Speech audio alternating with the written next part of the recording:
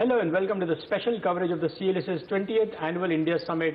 And joining me now is Mahesh Nandurkar, the India strategist at CLSA. Mahesh, thank you very much for talking to CNBC TV18. Pleasure to have you from the sidelines of the conference.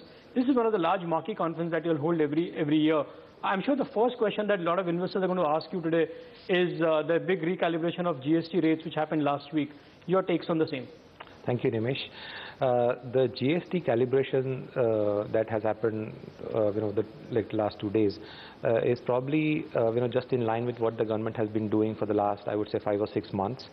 If I can broadly categorize the various steps that the government has taken over the last 3.5 years, the first 3.5 years were probably, was the time when the government has taken a lot of structural reforms, which definitely improves the long-term and the sustainability of the growth outlook, probably sort of compromising, on the near-term growth.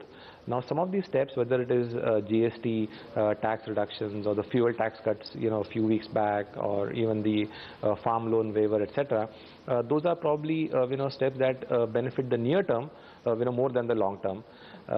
Especially because, as we speak, there is anyway a shortfall in the government's tax collections, and these two tax cuts is going to add, to that shortfall, raising fiscal concerns.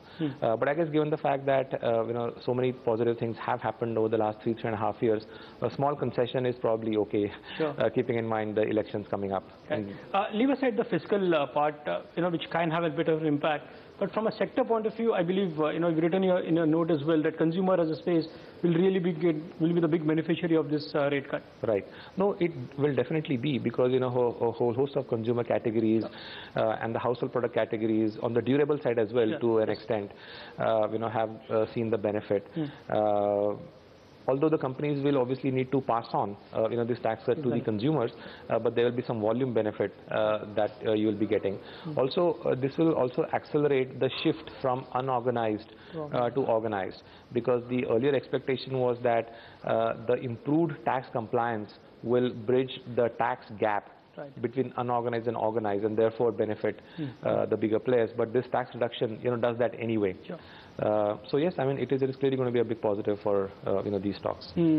But just to take your point forward on the consumer space specifically, while this will aid to the growth in terms of volumes as well, but most of the stocks are quite expensive, or relatively more expensive compared to the other peers. Yeah. Is valuation going to be a bit of a challenge for this sector, or do you think this is a big tailwind for the sectors, for the stocks to do really well over a period of time? Yeah. No, I think valuation is something that is becoming increasingly important in the minds of global investors, because if you see the trend globally, not just in India, the investors are now preferring the value markets or value stocks, more than before. And we have seen that rotation trade happening. In fact, at a more macro level, the reason why the FIs have reduced their weight in India and gone to places like, China or Korea, is probably a reflection, of that trend. So even in India, so as you rightly mentioned, valuation is clearly going to be a key concern. But I would say, if I just look at the broader consumer space, then you can, you can split that in consumer staples and consumer discretionary, right? So on the staples front, I think the growth outlook would still remain maybe 15 to 18%, and the stocks are trading at 35 times to 50 times. 50 times, correct. Yeah, so that's one space that doesn't have a favorable risk reward in my view. So I would much rather prefer the consumer discretionary space.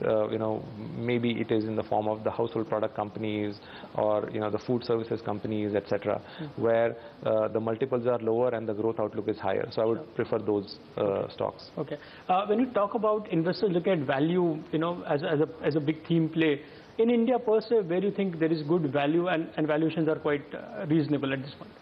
I think the value equation still works quite well, especially on the corporate banking side.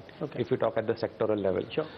It's obviously a sector which was impacted or has been impacted because of the NPL creation and the NPL provisioning. But I think we are reaching the peak of the NPL cycle. And many of these stocks offer value as well. The recent recap announced by the government also gives more visibility on the resolution of the NPL process. So that is one segment that looks interesting. Mahesh, when the news came, there was a knee-jerk reaction to all the NBFCs and housing finance companies. Right. Given that there will be more competition for PSU banks. Right. Well, as you rightly said, it's still early days as to which bank is going to get what. Right. But if that goes out, if that plays out, is there a bit of a valuation risk to all the NBFCs and housing finance companies? Yeah, I think the valuation risk to NBFC segment definitely exists because the multiples are at a very elevated level.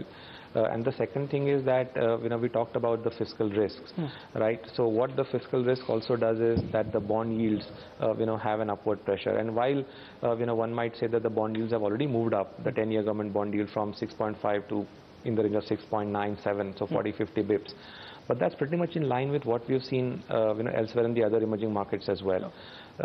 So I still feel that the risk of fiscal slippage is probably not fully factored into the bond yields. Okay. So, there is probably still, an upside, to the yields, which will mean that the wholesale funded institutions will see the cost of funds going up. Stopped expanding the balance sheet.